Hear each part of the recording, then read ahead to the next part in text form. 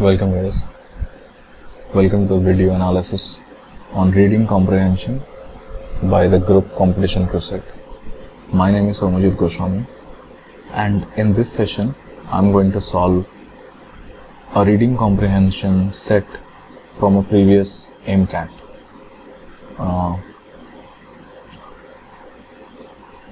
So this basically is the set that I am going to solve. I already have shared this set in the group, in the Facebook group itself, and I hope that you guys have at least seen this. So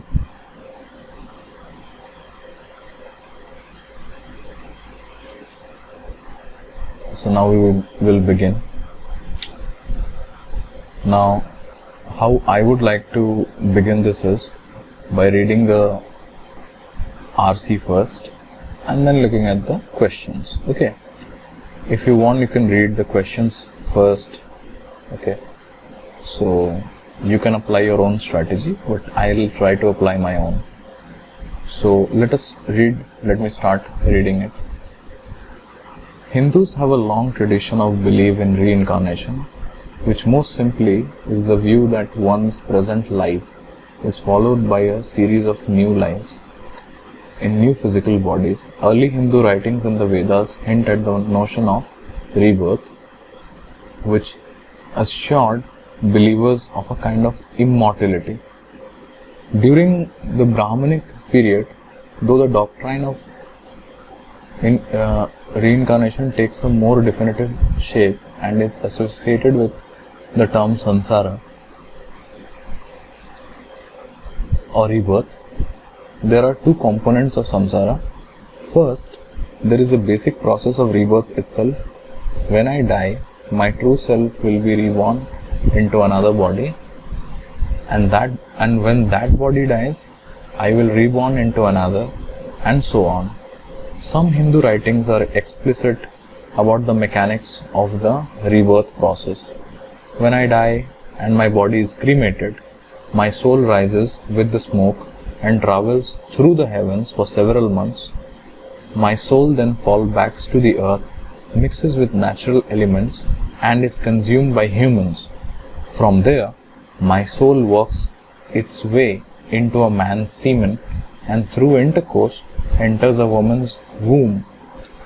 Chandogya Upanishad 5/10. So basically in this entire paragraph, I hope you understood what the author has tried to tell you. Okay, I will not give too many inferences.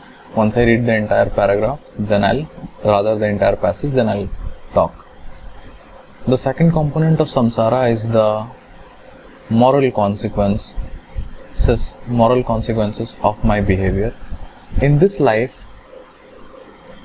are carried over to my next lives, known as the doctrine of karma or action. The quality of my existence in my new life is largely a function of my good or bad actions in my present and previous lives. To illustrate, imagine that my true self carries around a karma sack from one life to another.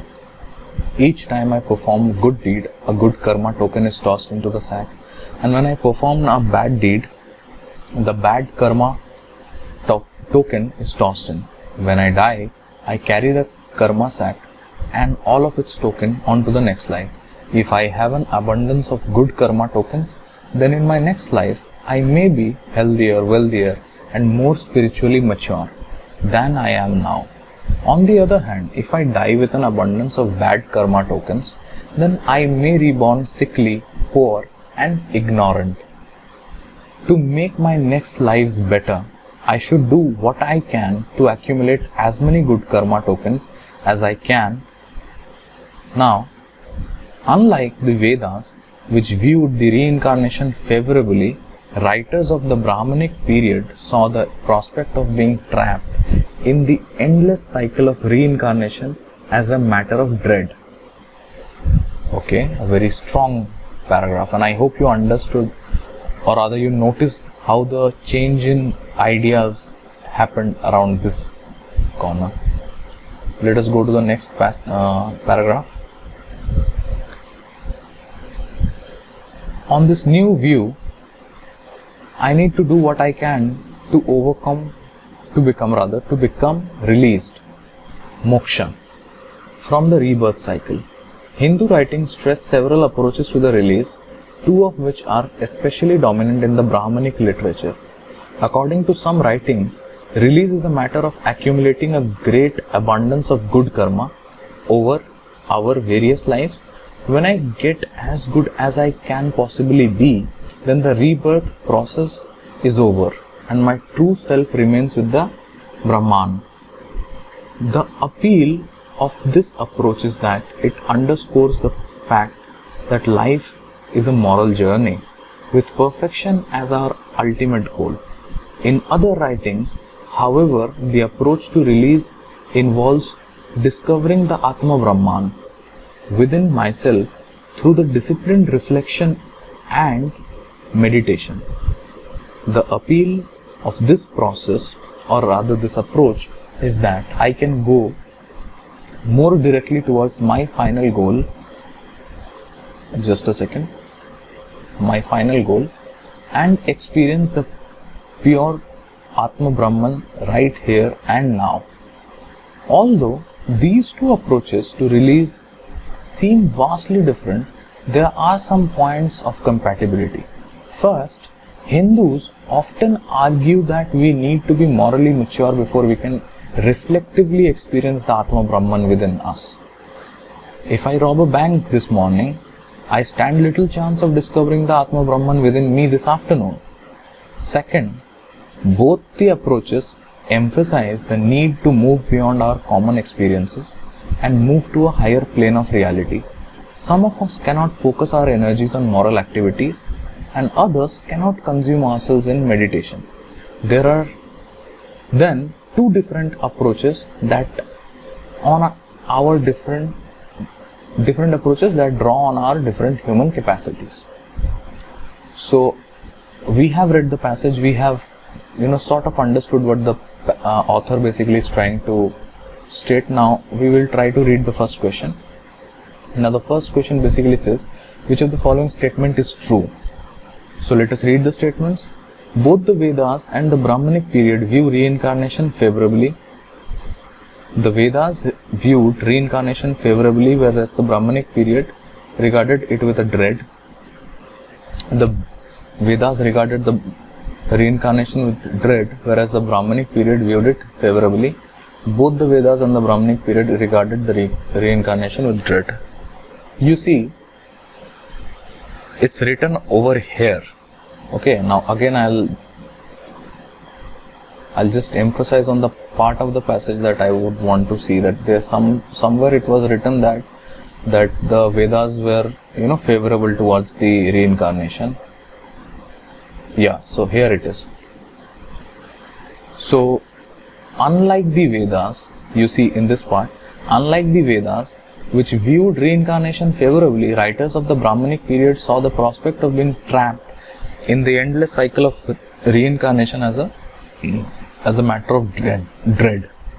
What exactly is the meaning of dread? Now the one thing which I would like to suggest, if you do not know the meaning of dread, then you should not attempt this question. Okay, but hopefully I think you know what the meaning of dread is.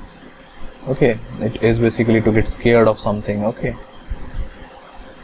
so that's what dread means. So the Vedas and the Brahmanic period, so definitely not the one A. Why? Because Vedas did saw the reincarnation period favorably, but not the Brahmanic period. The Brahmanic period saw the prospect of being trapped in an endless cycle, and as a matter of fact, they basically crafted those tenets. We will discuss those tenets of how to escape, okay, or get released, get moksha basically.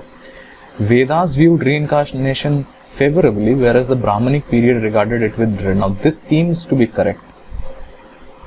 The Vedas regarded reincarnation with dread, whereas the Brahmanic period, no, this is again false. both the Vedas and the Brahmanic period regarded reincarnation? No, this is again false. So the answer to this question is B. Now we move to the next question. Which of the following statement, again a true-false statement, which of the following statement is true? Samsara has two components, the basic process of rebirth and the number of rebirths. So, see, before anything else, I would want to go to the passage, the paragraph basically where it was, stated.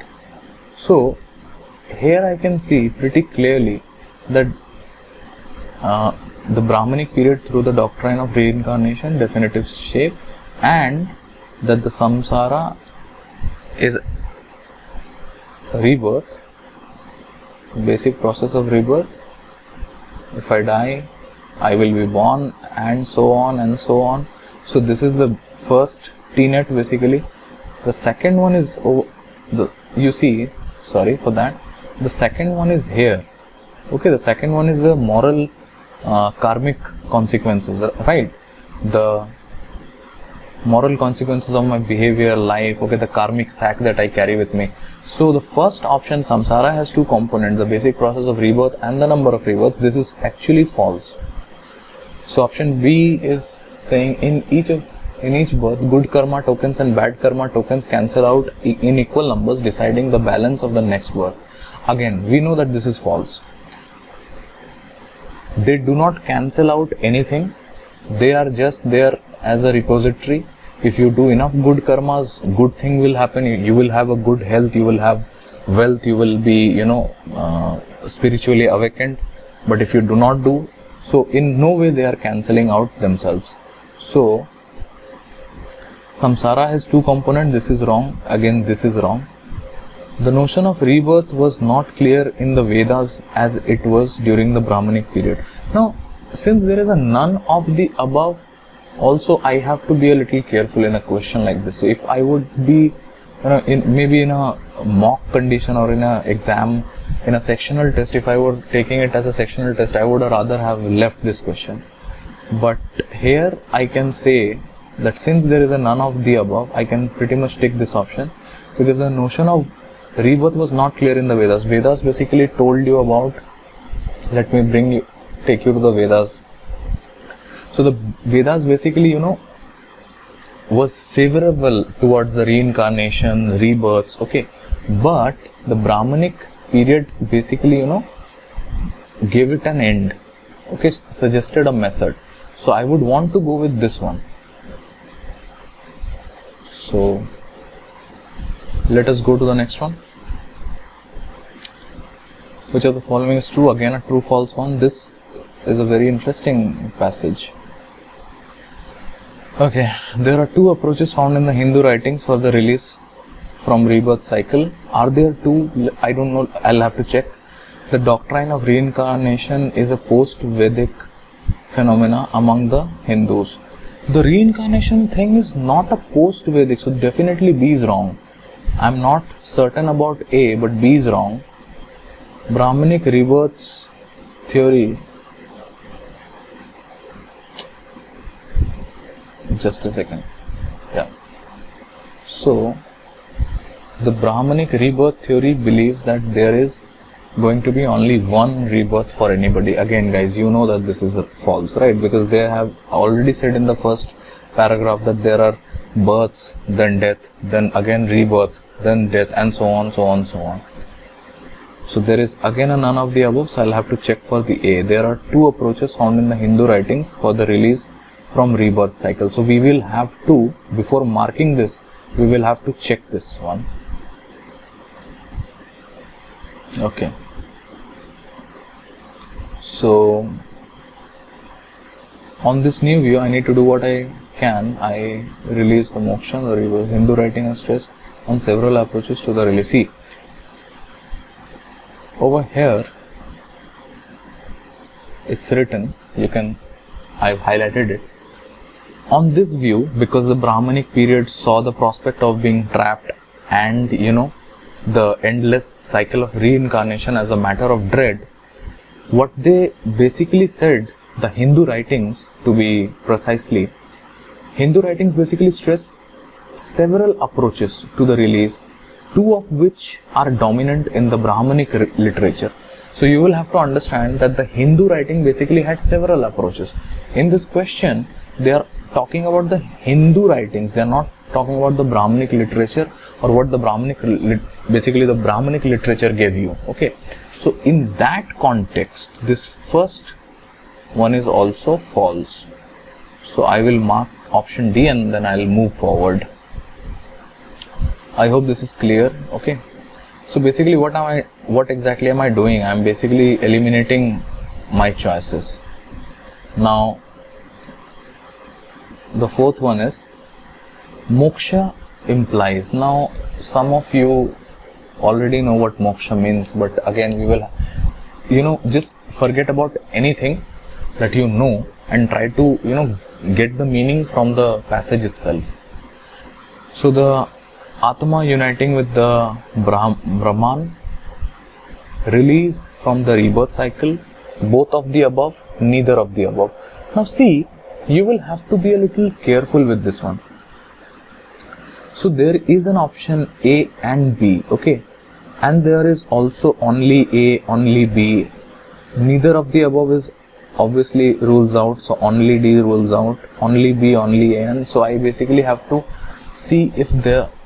So what is Atman uniting with the Brahman and the release of the rebirth? So basically please try to understand, moksha is the release from the rebirth cycle. This much I know for sure. But can I connect it to the Atman uniting with the Brahman or whatever you want to call it? See, why not? Let us just remove everything else and try to find where I can get the Atma Brahman unison. In other writing, however, the approach to release, see here it is written. In other writings, however, the approach to release involves the discovering. So release basically from the rebirth cycle. So release from the rebirth cycle, and that is one way of saying that it's a moksha, and other way of saying would be the uniting of the Atman and the Brahman. Okay. So I would want to pick option A and B both, but you can use some of your outside information also. If you are an Indian, you know by now that what moksha means. Okay, again, but I know you cannot make those kind of inferences, but then I'm just giving you a suggestion, okay, that you have to keep that in mind. Otherwise I would have just have ticked A and went ahead of it. So let me go to the last one. I hope this fourth one made sense to you, right? Okay, so the last question is, which of the following best describes the function of the last paragraph in the context of the whole passage? Okay, so before reading the options, I would like to read the last paragraph. Although these two approaches, which two approaches, I don't know, I'll go back to that. Although these two approaches to release seems vastly different. Okay, so they're talking about the Atman and the Brahman unison, and the other one, whatever that is, we know that this is the karmic, you do more good karmas and then you will reunite with the Brahman. Okay, so those two approaches to release seem vastly different. There are some point of compatibility. First, the Hindu often argue that we need to be morally mature before we can reflectively experience the Atma Brahman within us. Then again, if I rob the bank and this and that, I will not be able to see the Atma Brahman. Both approaches emphasize the need to move beyond our common experiences. Some of us cannot experience because we do not have the right tendency towards meditation, and we are not on the higher plane of reality. So basically I know what this is saying. So this is basically giving both the two approaches. They're comparing, basically the comparison is happening over here. Now I'll read what is in this basically options. It gives the similarities between the options suggested by the Vedas and the another approach as well. So guys, yeah, to some extent it is giving you some kind of similarity. Okay, but is it giving you the similarity between the approach suggested by the Vedas? What was the approach suggested by Vedas? The Vedas did not suggest any approach. The Vedas were favorable towards the reincarnation. It was only the Brahmanic literature that was, in contrast to whatever the Vedas had to say before that period. So they basically wanted to give an end to the, endless cycle of reincarnation again and again and again. Okay. So this, this kind of immortality, the word that they have used. So kind of, yes, a similarity is there, but not between the Vedas and the Brahmanic period.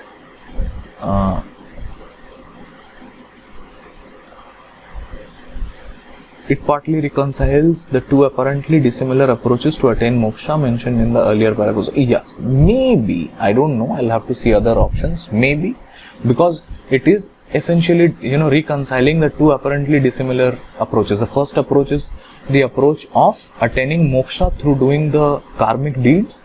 You do enough number of good karmas and you will eventually, meet with your true self, get released.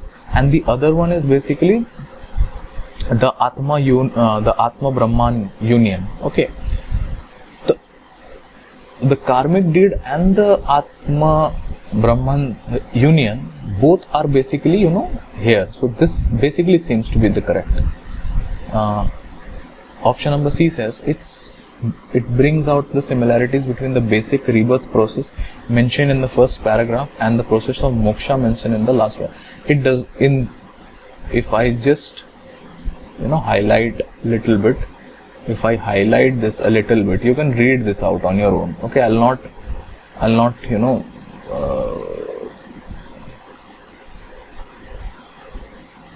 I'm just highlighting the text. You can read it out for yourself. Nowhere is it written anywhere any mention of the rebirth. I've just read it, so I know that nowhere is it mentioned over here about anything related to the rebirth. Okay. Now, so 1 gone, 2 is there for our speculation. C, it does not give you the similarities between the rebirth process and the moksha. Okay, it is basically, talking about the two approaches to attain the moksha. The first one I have told, the karmic way, and the second one is basically you can attain the moksha anywhere sitting here, but for that you will have to be on a higher level of reality. Okay, the dimension has to be really clear and your conscience has to be really clear. It sums up the various concepts of rebirth mentioned in the first paragraph, option number D, and the mokshas mentioned in the second paragraph. Again, this is false. So my answer is B, it partly reconciles. And if I do a little bit of, research work, it reconciles. Do you know what the meaning of reconcile is? I hope you do. So it does reconcile the two apparently dissimilar approaches. Apparently dissimilar. Why is they apparently dissimilar? Because one method is completely, different than the other one. Now the earlier paragraph said, if I need to do what I can do to get released, okay, from the rebirth cycle. Now Hindus have several approaches. Brahmanic from the dominant ones in the Brahmanic literatures, as a matter of fact, is accumulating as much good karmas, okay, the karmic deeds, and then you basically doze off from the this basically world. When I get as many good karmas, I doze off, and then the other one is the Atma Brahman reunion. So Atman is your soul, Brahman is basically the universe, if you want to say it. So if you can just reconcile the two, not reconciling, I'm saying they are basically reconciling the two apparently dissimilar things. The first one is not in any way related to the second one. Okay, the first one was talking about the karmic deeds, the second one is talking about discovering of the Atma Brahma within oneself. Okay, by the means of maybe a meditation, or by basically you are enlightened and anything of that sort. So yeah, so B is our answer. I hope this passage made sense to you. If it did, I would ask you all to like this session, comment if you have any suggestion. I would be really happy if you do give me your valuable suggestion. So that would be all from my side. This is me, Somajit Goswami, signing off, and I hope you all the best.